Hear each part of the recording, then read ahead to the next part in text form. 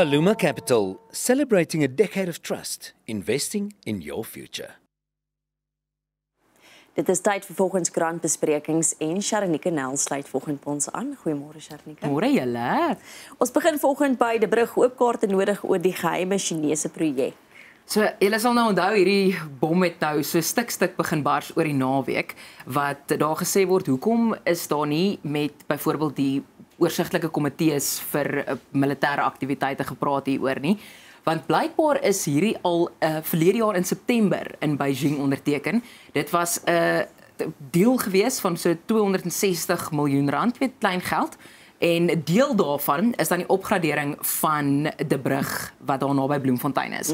Maar ek dink die groot polemiek hieroor is die feit dat daar nie vreeslik baie inligting daaroor beskikbaar is nie. So 'n kenner aan die Universiteit van die Vrystaat, professor Theo Neethling, hy sê die probleem is dat die weermag nou half in 'n geopolitiese situasie geplaas word. Want uit die aard van die saak weet ons dat China nie heel bo aan die Amerikaanse regering se vriendelysie is nie.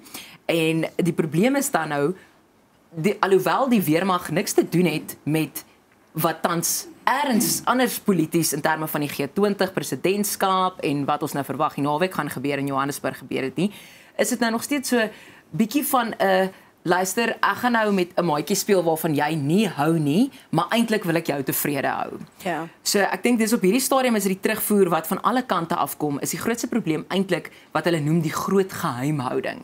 Hoekom het ons nie al September geweet dat spesifiek dan nou die brugbasis opgegradeer gaan word nie. En ons is nog steeds nie seker presies wat alles gedoen gaan word nie. Die meeste inligting wat ons het, en nou moet jy vir my sê hoe hierdie wiskunde werk. Ons weet die aanvanklike ooreenkoms was 260 miljoen wat geteken is in Beijing. Die inligting wat gekry is dat die opknapping gaan minder as 500 miljoen kos. O, okay, so hoor jy so maar die Chinese, wat is hulle betrokkenheid daarbey? Is befonds hulle dit, is hulle deel van die konstruksiespanne? Het hulle eie mense wat die bouwerk doen? Het ons nie arbeid hier nie. Ons is nie seker nie, Peer, want ons weet die befondsing kom grootendeels van hulle af. En dan nou, dit klink vir my ook groot dele van die konstruksie. Maar soos ek sê op hierdie stadium, dis afleidings wat ons maak, want daar is nie eers vir die parlement of vir militêre oorsigkomitees 'n uiteensetting gegee nie. En dit is hoekom parlementslede ook warm onder die kraag is. Professor Theo Neethling, 'n kenner van internasionale politiek en 'n gaal hier aan Verbonde Universiteit van die Vrystaat sê, daar moet in gedagte gehou word en ek al aan dat die herstel en instandhoudingswerk nie slegs op die brug weermagbasis is nie. Van die vloot se vaartuie wat Duitse toerusting is ook sal ook herstel en instandhoudingswerk ondergaan. Nou dis nie net by die brug nie. Nee, dit is nie. En dit is toe nou inligting wat so stuk die laaste 2 of 3 dae deurkom. So ons weet werklik nie wat daar aankom nie. So ek verstaan die druk dat daar net bietjie meer deursigtigheid moet wees in terme van gaan dit konstruksie wees en hierdie is wel nie die eerste keer dat die Chinese regering betrokke is by ons weermagaktiwiteite nie. Dit laat mense bekommerd. Ek bedoel ons weet die Kubane was betrokke. Hulle het hier in Walmanstal het hulle 'n weermagvoertuig reggemaak deur basies ander te kannibaliseer en oor te plant onderdele. En dit het nie baie goed geëindig nie. Hier is ons nou weer. Ek sit en wonder net, het ons wragtig nie die mense hier in Suid-Afrika om dit te doen nie. Ons sit met 'n werkloosheidsprobleem. Kan ons die mense hier oplei om dit vir ons te doen nie? Ons eie mense nie, maar dis nou maar. Dan se mense seker te nasionalisties as jy so daaraan kyk. Maar ek stem saam met jou daar en ek dink in elk geval die brug is net een van die basisse wat opknappingswerk nodig het. Al die basisse het opknappingswerk nodig. Waar is die werksmag dan uit ons eie geleedere uit wat kan help? Korrek. Dan Enoch Godongwana, die minister, het in antwoord op die poskantoor se versoek vir nog 3 miljard rand gesê en ek al aan Dit is die mees Suid-Afrikaanse reaksie wat ek nog op 'n persverklaring gesien het en dit maak my kinderlik opgewonde want daar is nie 'n eerlike reaksie as dit nie. Ja. Want soos ons nou gesien het in die mediumtermyn begrotingsvoorlegging is daar nie weer geld uiteengesit vir die poskantoor nie. En hier moet ek wel sê, wel gedaan aan minister Godongwana wat bietjie sy grootmensbroekie aangetrek het en gesê het hy is baie jammer. Hy gaan nie weer nou in die midtermyn geld uitgee vir die poskantoor sonder 'n behoorlike plan as hulle net weer Februarie gaan bakkant staan nie.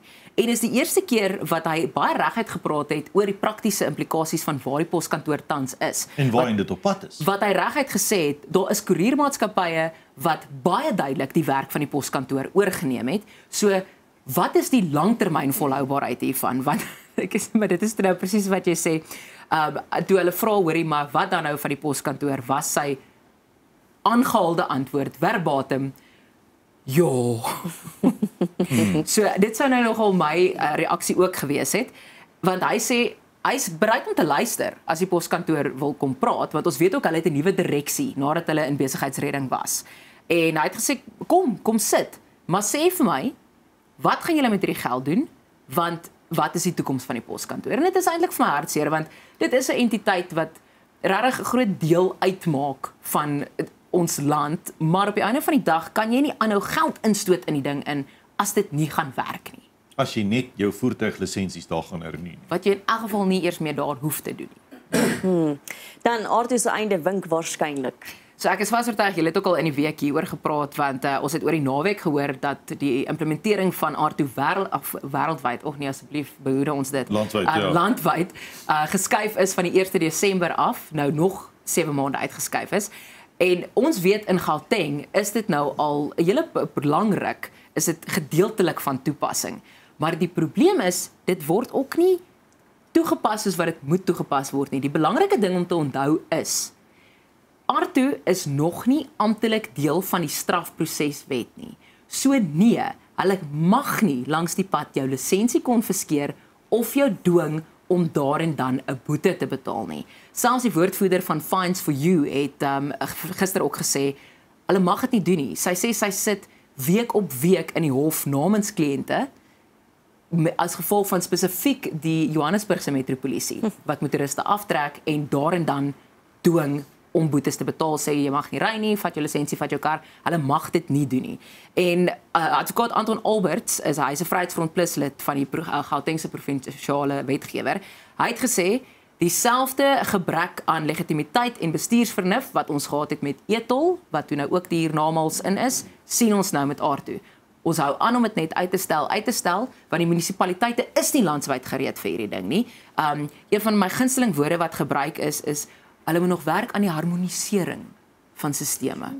Ek is nie 'n IT-laity nie, maar ek weet nie wat beteken harmonisering van sisteme nie. 'n Mens weet dinge is nie gekoördineer nie. Die dansie passies is nie almal dieselfde nie, want daar's baie boetes wat nie uitgereik is elektronies soos wat veronderstel is om te wees by die regte tyd en op die regte plek binne 'n sekere bepaalde tyd nie. So die wanadministrasie daar en Alberts sê dit ook hier is nogal 'n groot kwessie geweest. En dan sit soos hy sê, slim planne kom Gauteng toe om dood te gaan, soos R2 en e-tol. Ja. Wat nogal interessant is, as jy dit nie hier in Gauteng kan aan die werk sit nie, hoe gaan jy dit oor die res van die land? Hulle kan dalk daai geld gebruik wat die Gautengse wetgewer gesê het, hulle gaan gebruik om die e-tol geldskuld te delg, wat nou nog daar is, miskien help met R2. Dan gaan ons dit nooit sien nie.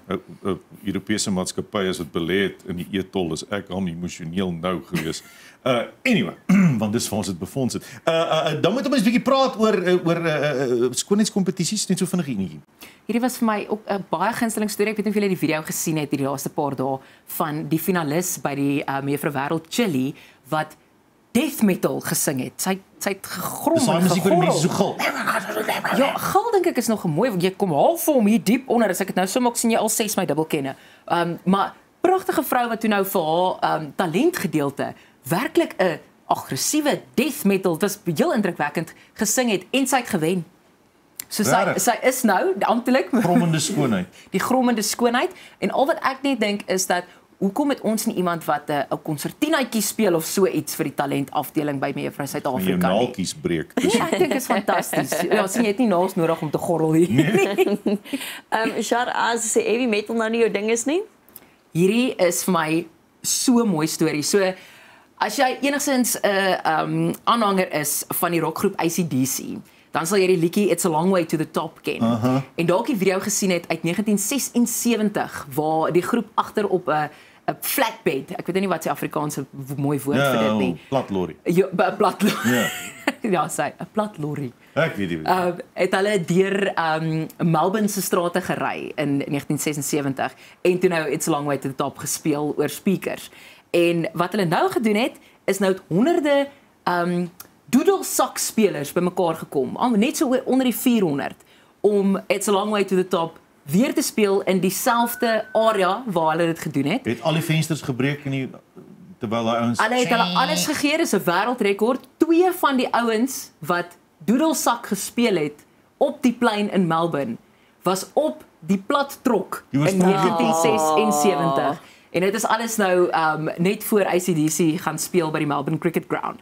Angus Young, hulle gitaarspeler, al 70. Hy is die enigste lid van die groep wat op die trok was en dan nou weer in Melbourne is. Maar ek dink dis nou nogal vir my 'n heel oulike storie geweest. Die oudste speler was 98 jaar oud. Jy sien dan nou, dis oulik, ek's mal daaroor. sakke wat saam gil. Dit moet Dis pragtig weer. bloedstollend wees. So saam met die gegorrel. 400. Kan 'n kanon doen. Sharnika, baie dankie vir die saamgesels vanoggend. Dankie julle. Dis Sharnika Nel, bly net waar jy is, ons is nou weer terug. Aluma Capital, celebrating a decade of trust, investing in your future.